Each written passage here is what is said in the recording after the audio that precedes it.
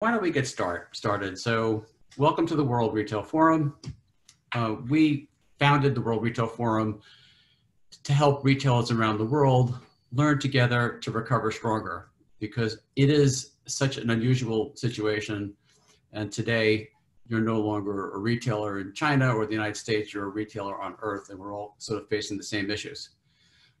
We have a very exciting lineup coming. We have Lila from Shop Shop, which if you haven't heard of it, is terrific. It's basically live streaming into China. We're having a live supermarket tour in Beijing on the 15th.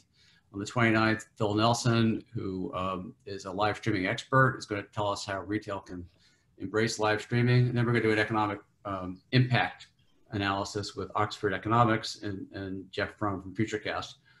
All of these programs and all of these trends are based on feedback from over 1,000 of our participants in over 50 countries. Last week, we spent time in Mexico and we spent time in Brazil. Today, we're going to listen to a report from Gabrielle, who is in Argentina.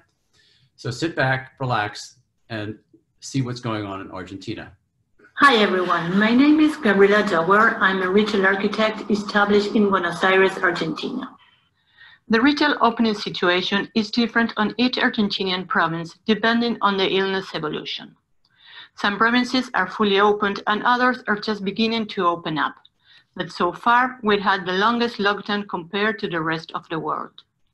In Buenos Aires, 6 stages were established. We are in phase 1 now, entering this week phase 2. Up to now, we only have dates set for phases 1 to 3. The rest will depend on the evolution of the pandemic. We've been going back and forth for 2 months now. Public transportation can only be used by essential workers, and the use of face masks is mandatory in public spaces inside as well as outside. Argentina is a poor country, and there is a big social and economic gap. It's been very difficult to control the spreading of the illness, especially in poor neighborhoods, where overcrowding is common. In spite of government financial aid, the amount of money is not enough, and people in need are forced to commute to earn their everyday living. In phase 1, brick and mortar stores were open, but a rigid protocol was set. For example, dressing rooms are closed and 1 client per 15 square meter is allowed per store. That is around 160 square feet. Of course, alcohol gel has to be available upon entry. In phase 3, shopping malls remain closed and gastronomy is allowed only in their takeout form. Individual physical activity can be practiced, but in a restricted timetable. This week, we are entering phase 2, and the gastronomy industry will be allowed outdoor service. In phases 3 and 4, no improvements will be made retail-wise. In phase 5, shopping malls will open and restaurants will be able to serve indoors up to a 50% capacity. In phase 6, we expect things to go back to normal, but it's not clear yet when this will happen.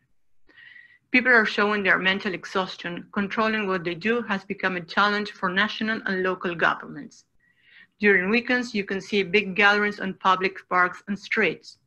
We are starving social interaction, and I guess we've reached a point where we ache to be with friends and family. The pandemic has hit very hard here. Before COVID-19, Argentina was in a very difficult financial situation. The economy is now on an even faster decline. The future here is not very promising on a financial point of view. Over 40,000 stores are forever closed.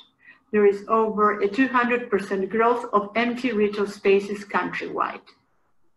Other provinces, 95% of the retail stores are working normally, but they are selling 50% less than before lockdown. Thank you very much. I hope my report helps understand the local situation, and please be safe. Great. Next week, we'll be in China, and we'll get the update. Actually, in 2 weeks, we'll be in China with Lila. So we're seeing some trends in the marketplace. This is a store in Southampton, and it's owned by J. Crew. Basically, their modality is come in and slow down. So people are recognizing, it's called unsubscribe, and people are recognizing the trends. You know, we're just, all of us are all stressed out, as Gabriela says. What we're seeing is a lot of resourcefulness. In June, we talked about Thalia, and Thalia basically set up its own market of small businesses and formed what's called Shop Daheim, which is became the second largest portal in Germany, all because of COVID-19. The shopping festival in Singapore, which is an annual event at one of the big shopping malls, was all broadcast live stream about 3 or 4 weeks ago. So live stream is really catching on. It's one of the big trends. Across the board, and we'll ask Rebecca about this as well, CEOs from China, from the United States, Brazil, they're all saying that the digital spending that they were planning on in the next 5 years, they're going to be doing in the next 18 months. So there's a lot of acceleration in terms of the market. The marketplace has been emotionally very distraught. And so basically, in talking with executives, it seems like in the last month, people are back on their feet and ready to move on. We're seeing an enormous amount of creativity. We saw creativity in Brazil. We're seeing this is creativity in Amsterdam by the water. So it's sort of like a greenhouse dining experience. And so we're here to discuss small business. The reason why we are is because it generates 44% of all US economic activity, according to the US Department of Commerce. It's an important sector. And one of the most important sectors here is the mental toughness. And looking at Rebecca's sort of background, I thought, you know what? There's a person who, 18 years old, came to New York, and over the course of the last 20 years has built a tremendous business with a tremendous following. So as the story goes, there was a person by the name of Jenna Elfman, maybe you know her, and she met Jay Leno. And at the time, for those of you who may not know, Jay Leno was the host of the Tonight Show. And basically, Jenna was a star in Dharma and Greg, which is one of the top sitcoms of the time. And so there was a T-shirt that was worn by Jenna that was designed by Rebecca Minkoff, who at the time was, I believe, 21. And so the date was September 13th, 2001. And if those of you who remember, September 11th was 2 days before. So it was a time that all of us were very deeply saddened and emotionally distraught. And so with a great deal of empathy and genius, Rebecca designed that T-shirt there that basically is the I Love New York T-shirt, which in a sense launched her career. So I'm going to go to Rebecca and say, Rebecca, how was that? I mean, did you have any idea that type of an action by creating that T-shirt would result in you being in your I guess, living room for the next 6 months sewing T-shirts? Most definitely did not ever imagine that would be how I would launch. I think prior to that, I was still working at Craig Taylor. I was let go on the greatest of terms shortly after 9/11 when I wanted to keep volunteering down at the site. I was in charge of a triage area and I just couldn't go back to work. And I called my boss, the CEO of the company. I said, I want to keep volunteering and making these T-shirts.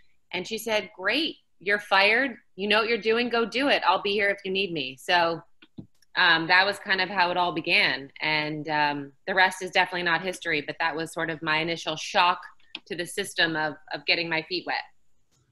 It's just amazing how one thing leads to another. So as you sort of, we go back and, this is, I think, one of the most important, because I've looked at small business aspects from many angles. And if there's one attribute that I think is the most important, and whether you're a small business or just a person working for a company or a CEO, it's mental toughness. So when you were at the high school, and you were designing costumes, what plays were you designing costumes for, and what was it about that experience that created an affinity, a sense of, I love this, I'm passionate about this, I want to do this as a career? So I think what it came down to is I went to a performing arts high school. I was in the dance department is where I was formally accepted to. I'd been sewing by that point since I was about 8. And when you're, 16 years old and 5'9", And all the other boys in your ballet, you know, haven't gone through puberty yet and are 5'2". You know, your teachers basically, or at least mine did, said, you're too tall.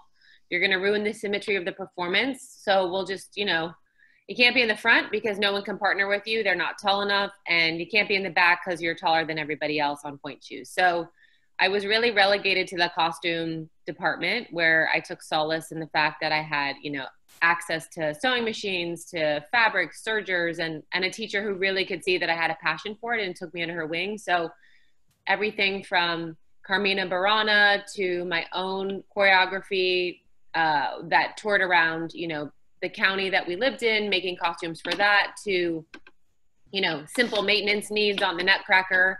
But really, you know, there was always a play or a show going on, and I just dove headfirst into whatever it was, waiting for Godot to really just get my creative juices flowing and succeed where I could, which was not in dance, but in the costume department. It's so interesting. So in 1999, or around 1999, you decided to come to New York, and that's a bold move. You're 18 years old. Did you have a job when you came to New York? And then what did your parents say? So my brother and I fondly, you know, refer to our parents as sort of, you know, they were hippies. They didn't want to conform. You know, they were, quote unquote, forced to get married because they wanted to live together. And her dad, my mom's dad, came over one night with a pitchfork and said, if you don't get married, this will be your end. And so they always raised us with a lot of freedom and said, if you want to go to college, that's fine, but you don't have to. If you do decide to go to college, you can pay for it yourself. That thread was woven throughout our lives. With anything we wanted, we had to earn it. We had to make our own money. And I think that when I looked at going to school, I just felt like that was going to be 4 more years of me waiting to start working. And so I was able to get a paid internship with Craig Taylor pre getting hired to work there. Let's just say it wasn't enough to pay rent. It was enough to eat some ramen. I think it was like $3.25 an hour. But, you know, I moved there in October of '99 with 2 suitcases, a plane ticket to Islip Airport, if you're familiar. That's not even anywhere close to the city, but it was the cheapest flight, as my mom would say. And, you know, shacked up with a friend at Fordham. He would sneak me into the building. And then when my parents were like, oh, wow, she's been there for 3 weeks. Okay, I guess she's not coming home.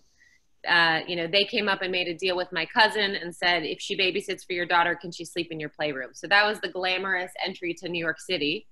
And then as I got, you know, $4 an hour, $5 an hour, I found a 90-year-old woman to live with on the Upper East Side and started my Sex in the City like career. I'm joking. But eventually, you know, got hired and was making enough income from Craig Taylor to, you know, begin to put some money on the side to my own fabrics and designs that I would work on after hours.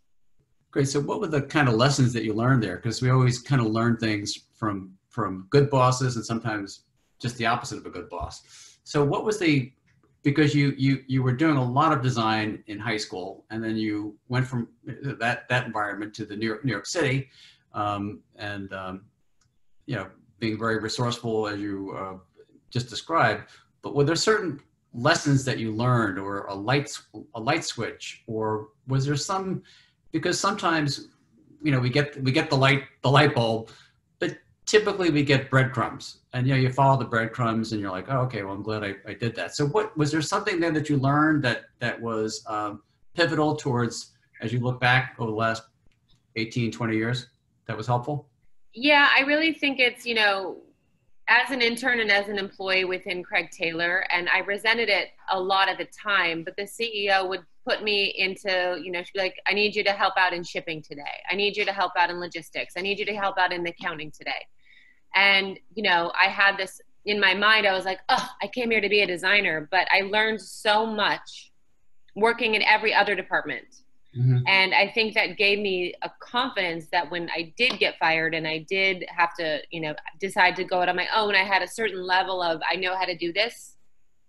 I'm not an expert by any means, but I had a general understanding of all the different areas of a business in order to succeed. So I think it's about, the lesson learned being make sure you're at least well versed in many parts of the company, or if you're in a corporation, like dive into the parts that scare you, that are unsexy, that you think are boring, because those are really valuable skills to have, especially if one day you want to have your own business, because then you know how to do it, and no one can pull the wool over your eyes or trick you or tell you things that you might go down a bad path. So I think that's really key, at least it was for me in starting my business, is having a general understanding of every single section of it. So let's go back to September 13th, actually September 14th. And so after the September 13th, did the phone ring immediately? Was it sort of a rolling demand, or was it like a flash of light, and all of a sudden, you had all this demand for these T-shirts? How did that work out? So if everyone goes down memory lane, pre-social media, when magazines really had impact and would move units, and also e-commerce was very nascent. It was just beginning. I had one e-commerce account, and she had the shirt up for sale. So she called me and she said, "Oh my gosh, the orders are coming. Are you ready?" And then magazines started calling and emailing and featuring the shirt, and it just kept happening. I remember one magazine featured it like 5 different times because other celebrities started wearing the shirt, and it just became something that was an ode to New York and what had just happened. And the shirt was birthed not knowing what was going to happen. I shipped it to Jenna on like the 9th of September. So there was no way I could have known what was going to happen. And so I would bike down to Canal Street on the corner of Green and Canal and pick up 40 shirts and make them as fast as I can. And it just kept going. And it was just all day, every day for about 6 to 9 months. Amazing. That's amazing. Yeah. And I didn't know the September 9th part, so there's no way you could have known anything really. You were just so interesting. And then she picked it and wore it that day. And then, so as that progressed, and then you designed your first handbag, the morning after bag, which has gotten a lot of, it's iconic. And I guess, how did that develop? I mean, how did that idea come about? Well, it started with a lie. So I was with Jenna again in LA. I would go out there, what truly paid the bills those days before the bag launch. The apparel that I did not. I had a small apparel collection, but I was a stylist and was making, decent money shooting commercials and working on set there. And so I was in LA for a commercial, and I was out with Jenna, and she said, "Do you make bags?" And I was like, "Yes, of course I make bags. What do you need?" And she told me she was shooting a film, and the bag was a central part to the character, and we sort of talked about what colors she wanted it to be, and then I promptly, after I returned to New York, hit the ground, started asking around with all my leather vendors and said, "Who makes good bags?" And I got a number of resources and found one that I believed made incredible high quality bags. He was making Botkier bags at the time, which was like having a heyday of being a really cool it bag. And I was like, well, if he makes Botkier, he's good enough for me. And launched the first 2 samples. I sent one to her. I kept one for press. FedEx delivered it 2 hours late, and I got the call from the assistant. We've started shooting the film without the bag, and it won't be making it. We're really bummed that it wasn't delivered on time. And my heart and my stomach dropped, because that was kind of the last $1,600 I had. And I was like, I guess I just made I bought my first designer bag.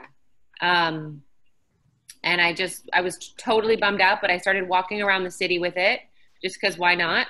And enough people were stopping me on the street and saying, "Who makes that bag? I love it," that I was like, maybe there's something here. And so that was kind of the beginning. And I showed it to a friend of mine who was also a stylist, but a buyer for a store in LA called Satine. And she said, "I love it. I want to buy 12 units. And then my friend's going to write about it for Daily Candy," which was a new, novelty email that you'd get, like the hottest thing in your inbox every day. And it was one of the only ways I know for brands to become huge very quickly. If Daily Candy wrote about you, like, you had an influx of business. So, you know, the article, if you want to Google it, is called The Catwalk of Shame. And it was all about the morning after bag. And that was kind of the beginning of me as a handbag designer.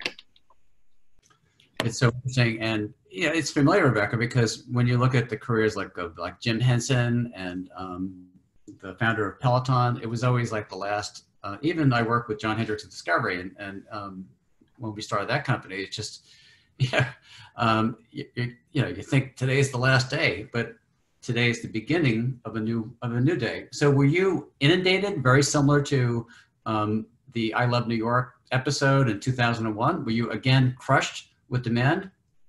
So the store was, because the store was credited. So they, I think at the time, purchased maybe 12 units as a test order. It sold out immediately. They came back with 75. And I was like, oh, I don't have any money to make 75. You know, I scraped together, you know, barely enough funds of what was left to do that. And so I called my dad and I was like, hey, will you loan me some money? I finally think I've made something of myself. People want what I'm creating. And he was like, no, thanks. I'll pass on that opportunity. You know, I was gracious enough to get you a credit card in your name that you can't pay off. So call your brother. So that was the kind of the beginning of my work relationship with my brother, where he said, how much do you need? And we really sort of very slowly, you know, I'd pay him back after I got paid. And then he could see the numbers, you know, the amount of money I was requesting was rising, and it was rising very fast. So he began to see like, oh, there's some heat behind this brand. Let me put some more attention on it.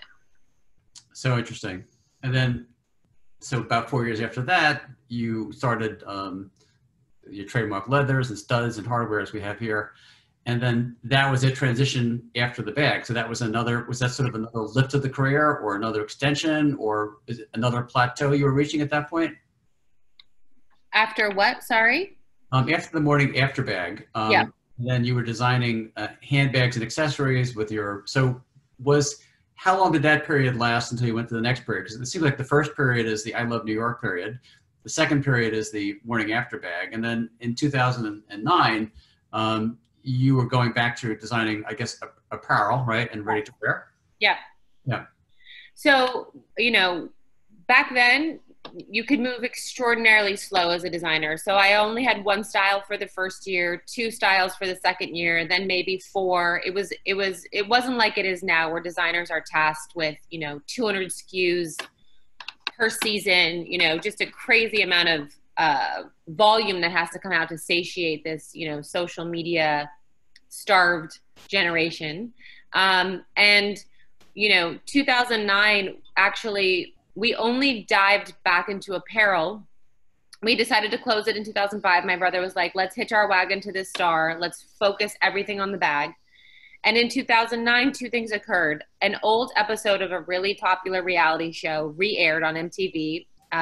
It was Laguna Beach, but then it turned into The Hills. They re-aired a fashion show of mine from 2004, where I had apparel. And we started getting messages from boutiques saying, we love this clothing. Why didn't you tell us you had clothing? Where can we buy? You know, when can we see you and make an appointment?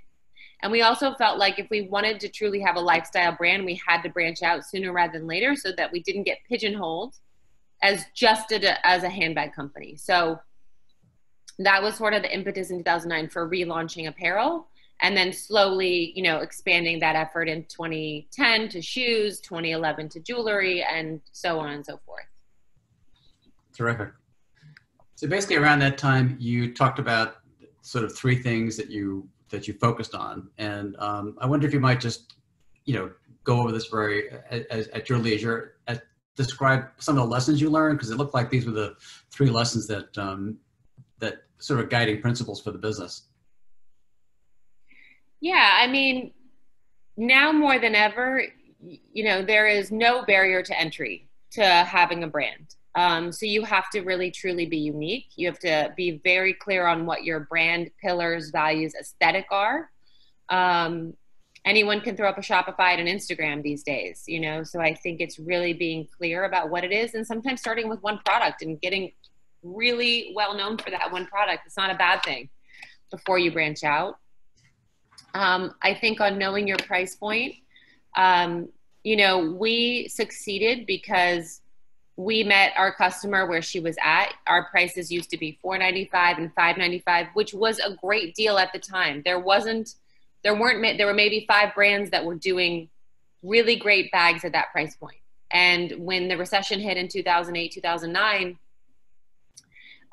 there just wasn't that customer. She was still the same person, but she just wasn't making that kind of money, or didn't have the savings, or felt comfortable spending on a bag. So we lowered our prices in some cases by several $100s.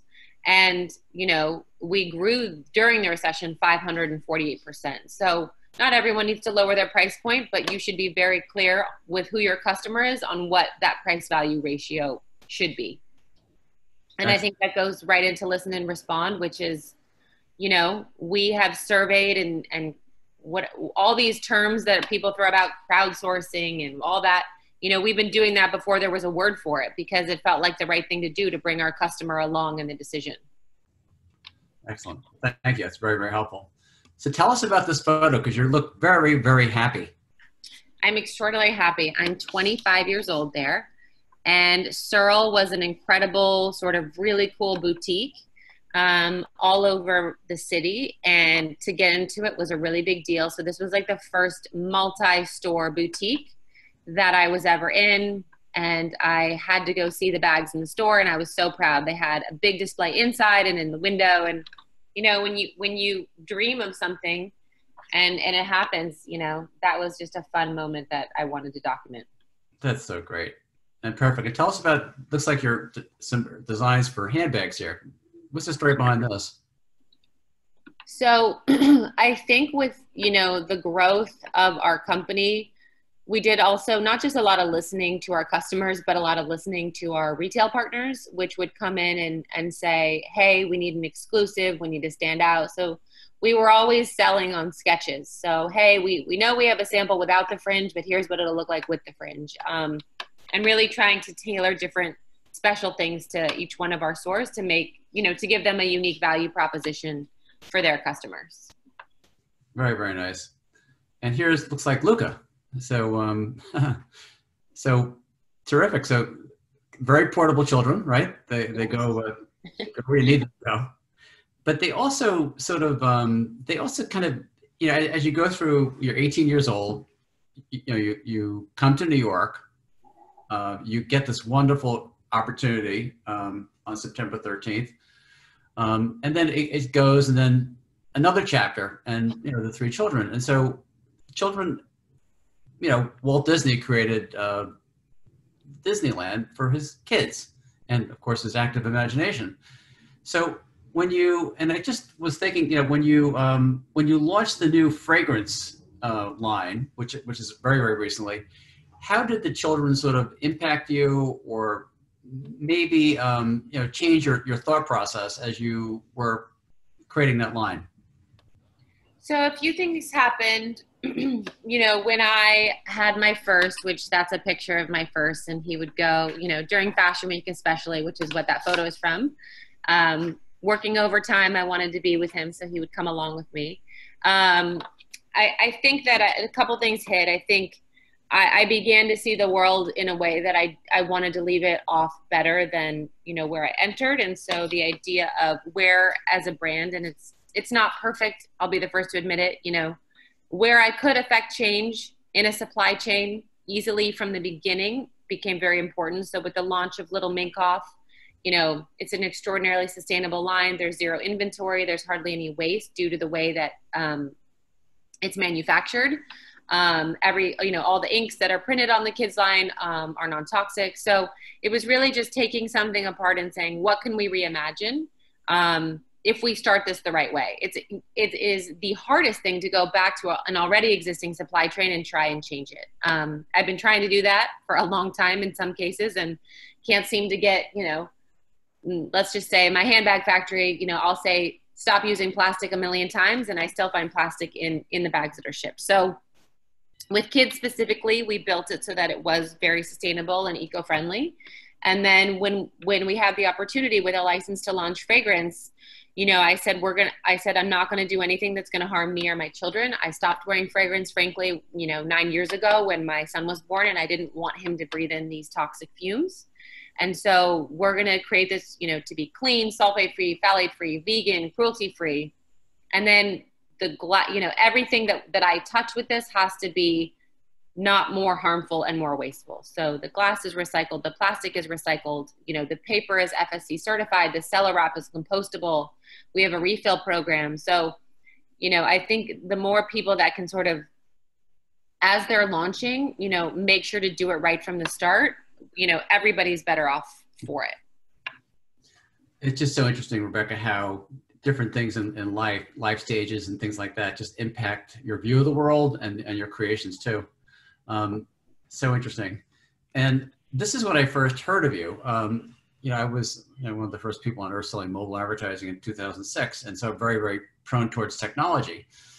And this was amazing. And to a large degree, in speaking with Vibhu Norby from Beta, a lot of the future of retail is going to be like this, but you'll be doing this in your home. So how did this come about, and how did you come to embrace this? It's interesting because, yeah, so if you could just explain it, it'd be terrific. So my brother is really the mastermind of the technology behind it. But when we began to imagine what our first store would be, we thought if we just open up a plain old store, like that doesn't take into account all of the things we become known for and innovative with, whether it's social media or technology. And so what were the key pain points of a woman in her journey in physical retail, and how do we sort of remove some of those pain points? So if you go, you know, and look at an e-commerce experience, you know, it's very easy to see what you're getting, to see what other items might work well with it. You know, so once you got into the dressing room with RFID tags, it would pull in that outfit to the screen, but it would also show you other items that a woman might want, because not all women know how to pair outfits together. It allowed you to select a different size and call over a salesperson, which, you know, men and women know that when they need a new size, normally they're either naked and reaching their head out and hoping someone sees them, or they're getting dressed again to go out and get their size, and that is valuable time lost. So I think, and then you know, adjustable lighting. So you're shopping by occasion, you want to see what the outfit looks like. We offered 4 different lighting options, and then in the beginning, we had a relationship with a company that was able to pay from the dressing room. So I think we were just trying to say, okay, there's 4 or 5 things that make, you know, the analog shopping journey painful. Let's fix it and see if we can do something better for a woman. And what we found was she was 3 times more likely to buy our apparel, which, you know, we are definitely a lifestyle brand, but our handbags are, you know, far bigger than our apparel business. But our apparel business within our stores was 50% of the business. So that showed us that we were giving her an experience that she felt comfortable with, that she enjoyed, and she was 3 times more likely to buy. And what it also did for us is we could, for the first time, see dressing room abandonment. So we could begin to say, oh, wow, she brought in, you know, 40 people brought in this jacket and 40 people did not purchase it. Let's call that in. Is there a fit issue? What's going on?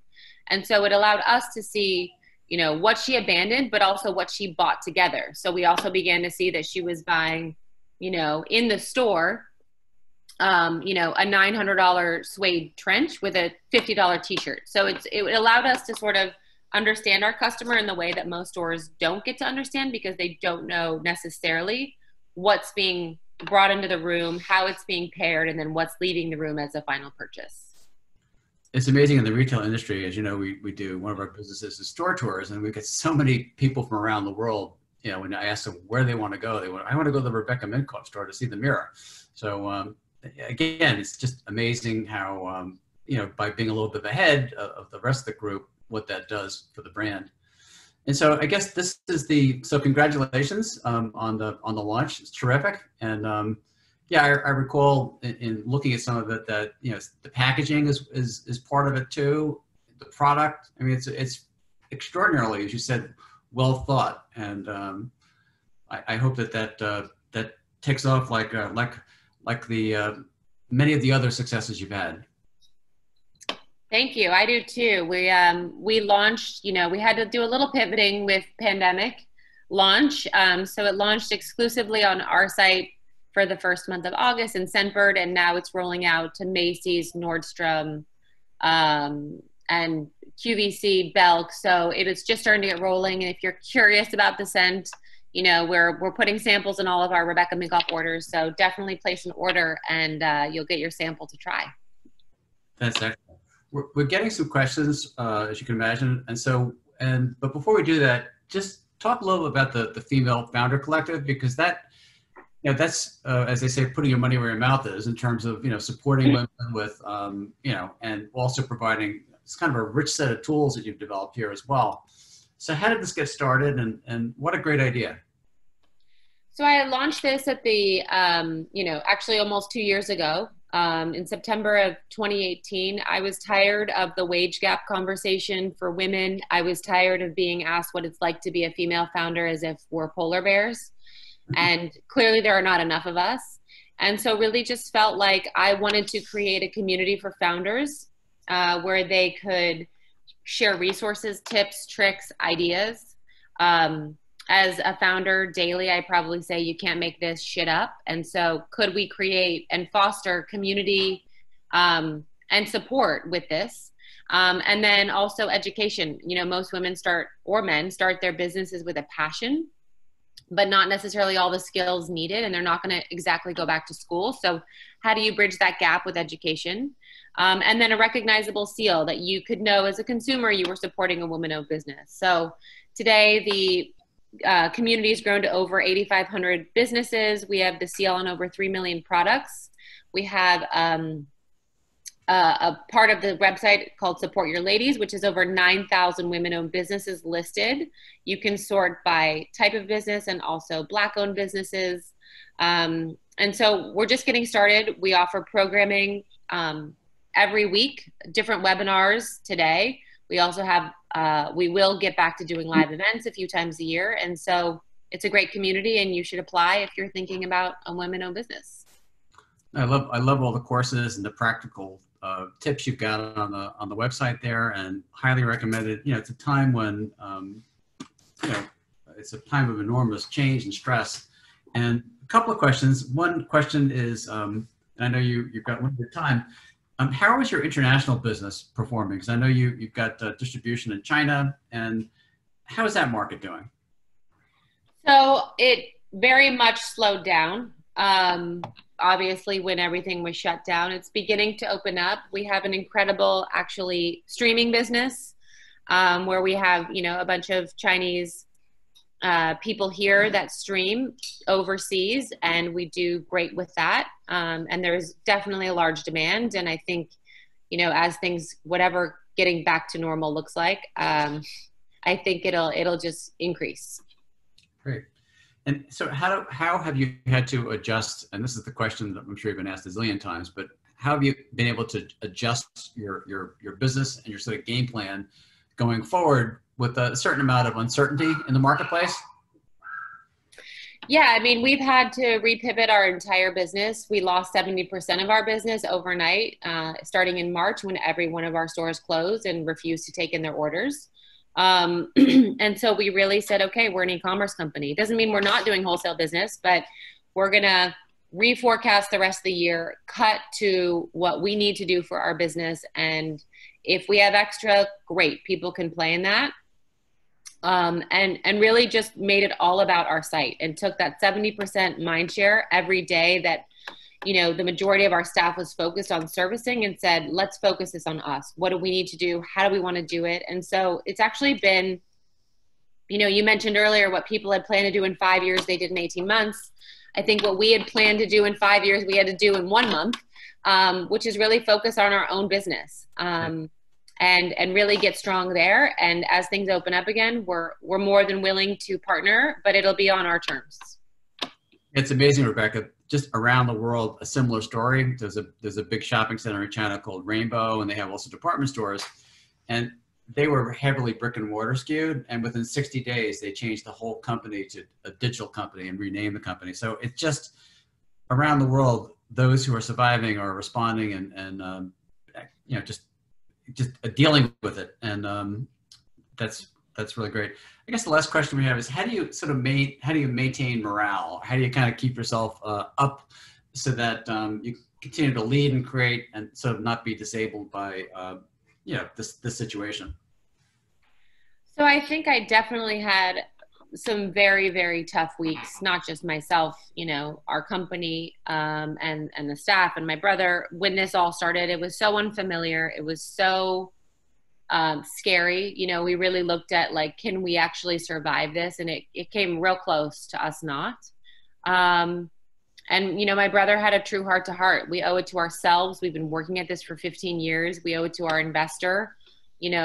He didn't anticipate this happening when he invested in our company. We owe it to each other, the three of us, really, to sort of say, let's give this everything we got.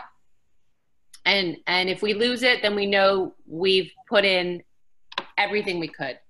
And so you have to get positive. You have to start to say, okay, where are the silver linings?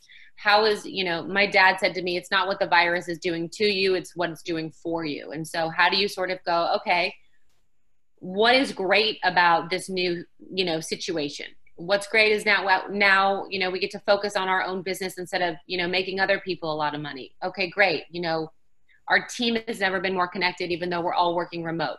I get to go, I get to stop my day at 6 instead of 7 and, be more present for my children. So I just keep trying to look at all of the great things that are occurring because of this, fully aware that people are sick, people have died. I'm not negating that at all. I'm just saying, from a business person and as a human, I have to stay positive and just keep looking for the things that are working and doing well and keep focusing on that, because you can get dark real fast. It's an easy spiral. Just turn on the news, There you go.